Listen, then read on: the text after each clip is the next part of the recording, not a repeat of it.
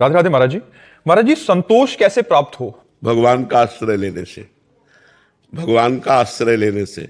धन का आश्रय लेने से असंतोष होता है, जितना धन आता है उतना ही असंतोष बढ़ता है।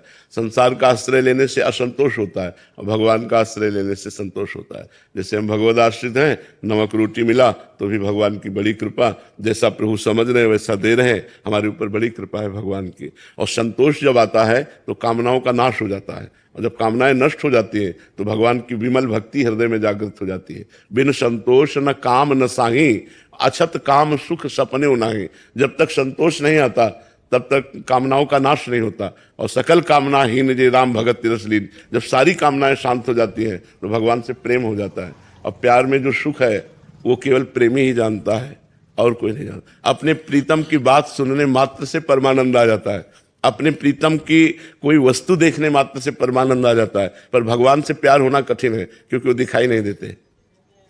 भगवान दिखाई नहीं देते ना, प्रगट में है तो सर्वत्र, पर वो दिखाई नहीं देते। अब जैसे हम मान लो किसी से प्यार करें तो हमें उसके हाव भाव तो समझ में आ रहे हैं कि जो मैं प्यार कर रहा हूं उसको स्वीकृत है, लेकिन भगवान का तो समझ में नहीं आ रहा ना। वो नाम जप कर रहे हैं, पाठ कर रहे हैं, हृदय जल रहा है, मन विषयों की तरफ जा रहा है, कोई सहयोग नहीं मिल रहा। इसलिए संत संग की महिमा है कि भगवान के प्रेमी पार्षद संत जन होते हैं, उनके संग से रास्ता तय होती है। और भगवान आपके एक एक सेकंड के भाव को देख रहे हैं, एक एक सेकंड के भाव का हिसाब होगा, आप निहाल हो जाएंगे। बस चुपचाप लगे रहिए। आप सबसे बड़ी कठिनता होती है कि प्रगट में नहीं है ना। प्रगट में मानो हम आपसे प्यार करते हैं और आपका भाव देखिए कि आप हमसे प्यार करते हैं तो हमारा लगाव ज्यादा बढ़ जाए, पर प्रगट में वो है नहीं और हम उनके नाम रूप लीला कथा इसी से प्यार कर रहे हैं।